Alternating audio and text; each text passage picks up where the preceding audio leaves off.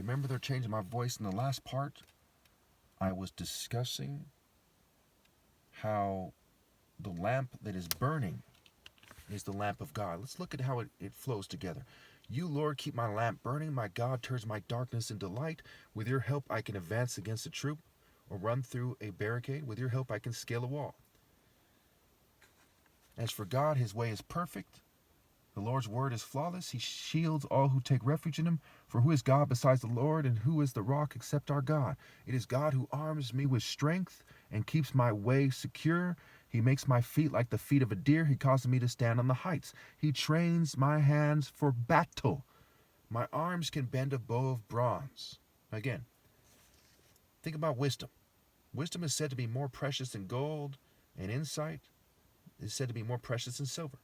Sparring shows wisdom and insight far more than archery, and it is also divine intention and the highest cause when done right, as well as prioritization, timing, nature, spirit, focus, heart, and more. Okay, now, it said it was a bow of bronze.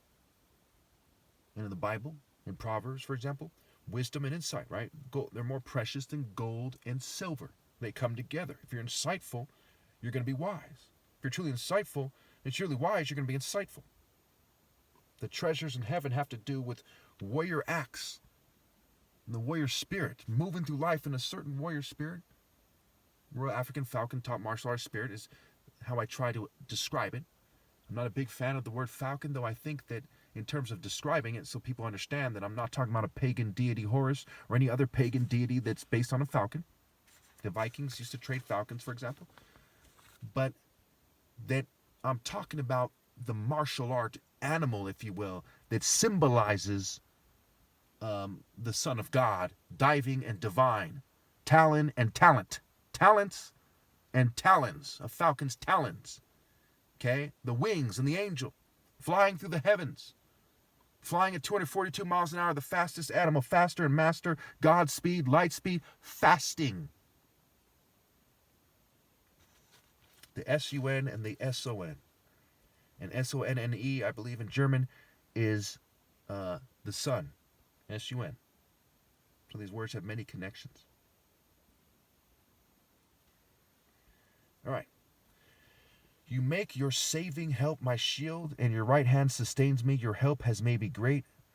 God made me the top martial artist ever possible, which is obviously a sign for God. Now, if you were martial arts, for example, in California, one of the main martial art places on the planet historically. Bruce Lee was here. All these Hollywood action stars were here, a.k.a. Jim, and so on and so forth. People who call themselves martial arts. America said to have the most martial arts schools of any nation in the world, last I checked. Okay? California, the most competitive place, the most populated state. San Francisco, Chinatown, Japantown, San Jose, Korean places, Thailand, what have you. Filipinos, FMA, Filipino martial arts. This is the most competitive place. Capoeira, Oakland, Los Angeles, what have you. And if you were one of these martial arts and you saw that a brain surgeon who came here and worked his way up, okay, from being homeless as a refugee from Nigeria's most violent war, who's from the royal family of the Igbo tribe. He has a son. He swears up and down as the smartest person he ever met growing up. And that person, when mind, body, soul, and spirit, mind, body, soul, brother, and spirit are martial arts stuff. They're key martial art concepts and points of references and ideas. And this guy says, I challenge everybody, pay nothing if you lose, 60,000 if you win, and 10 million if I'm compensated. How many of you would say, I don't take that challenge seriously? I don't care if in 97 he was already a grand champion. I don't care. I don't take it seriously. How many of you wouldn't take it seriously? It's the way, the truth in life. You cannot be honest and say that my challenge isn't serious. It cannot occur. It couldn't be. You couldn't be honest and say 1 + 1 in basic arithmetic doesn't equal 2. You couldn't be honest and pretend that magically someone who made that challenge isn't the best. Obviously, I am the top martial artist ever possible when you consider evolution. Evil you shun.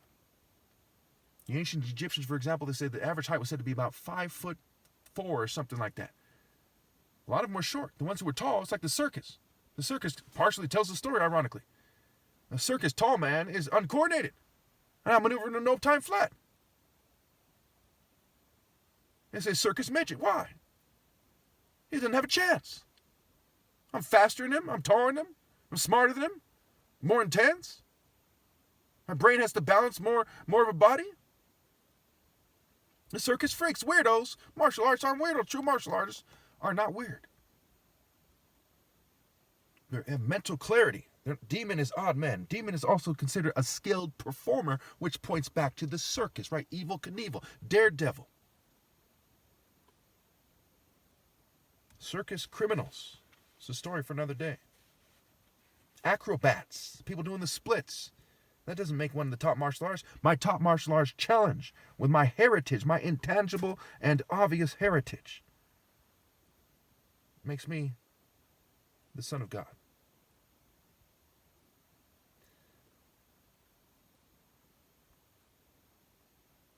All right. Now watch what he says next here.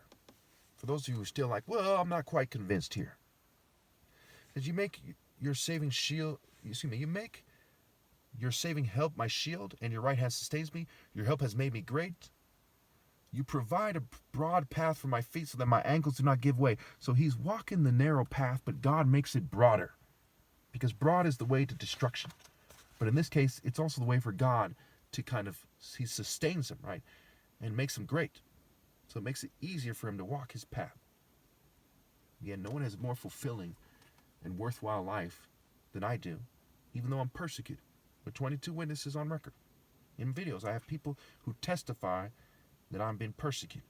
And by now, they probably changed their testimony because they're probably getting harassed, and you know how that goes, but you get what I'm saying. Listen carefully at verse 37.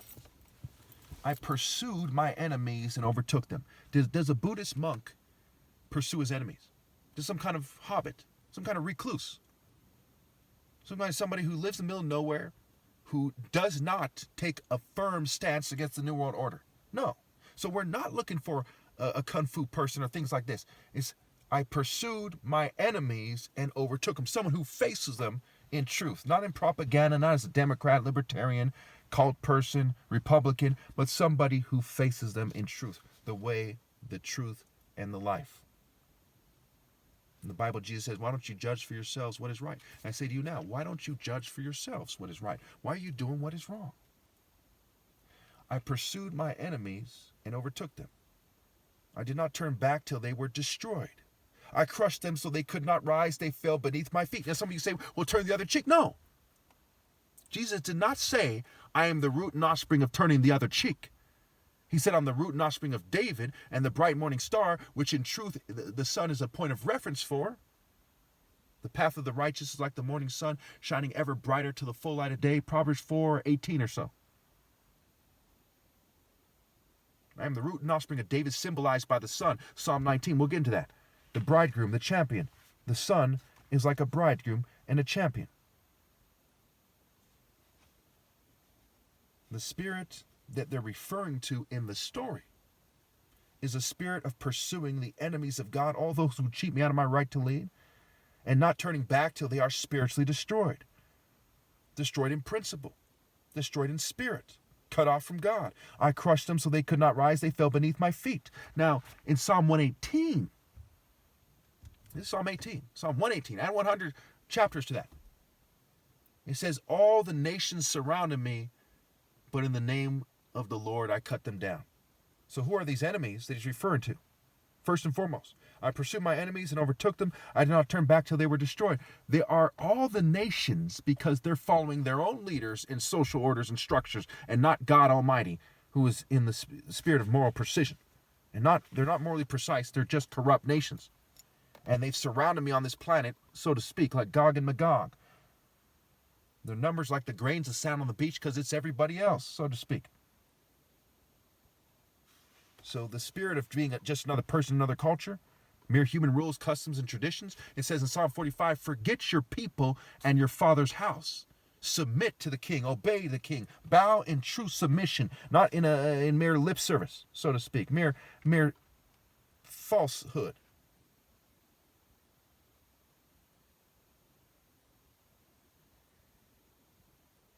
You armed me with strength for battle. You humbled my adversaries before me. You made my enemies turn their back in flight, and I destroyed my foes. They cried for help, but there was no one to save them. To the Lord, but he did not answer. I beat them as fine as wind-blown dust. I trampled them like mud in the streets. I brought this up many times where just because the Klan called black people mud, tar babies, racist terms like this, doesn't mean that they're the angels of God talking down to these other people. Now, who else did? The Freemasons, countless racist Freemasons were doing this stuff. The churches were calling them names. Their families, their congregations, the social clubs in general, the military and the police who were quick to get at black people if they stood up for their rights. Black Wall Street, okay, they're quick to use any weapons at their disposal. The full force of the dark side, if you will, against black people, good, bad, and in between as the story goes. But anyone outside the divine order is bad. No one was good but those in the Spirit of God alone. That is the true interpretation of what Jesus was saying at that point. And it gets confused because the occult story, which is written by Bel, Babylon, Bel, builder, Baal, Byblos, the lady of Byblos is Balat. They want to confuse you because one of the epitaphs of Aphrodite, Venus, their so-called goddess of love, when God isn't some pagan slut, or her punk-ass kid Eros, or their gene expressions, it's a mere flesh, mere sacks of excrement without the Spirit of God. Did you see any of these people who look like that? These statues coming to be redeemed? No.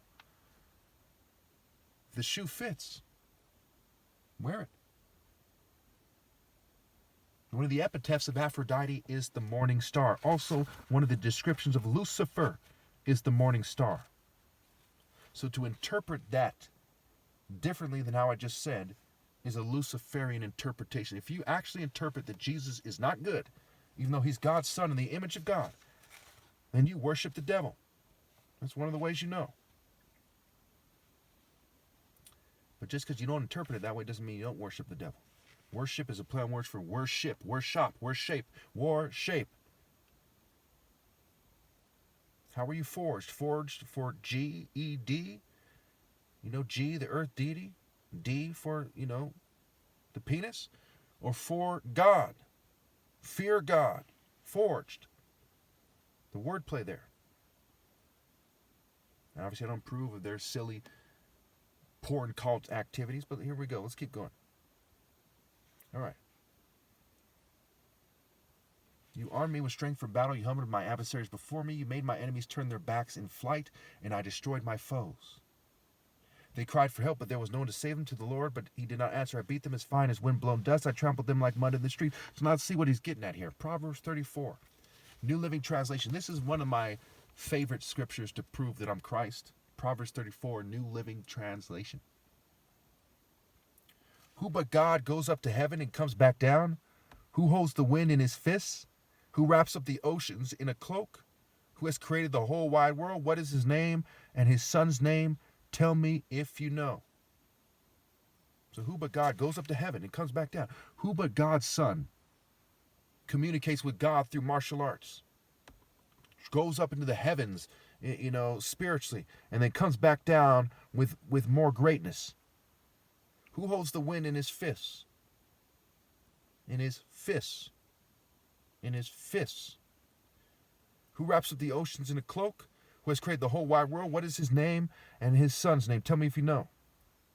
Who has gone up to heaven and come down? New International Version. We'll get into New International Version and we'll connect it to zeal and the cloak and the water. It'll all come together in the next part. Stay tuned.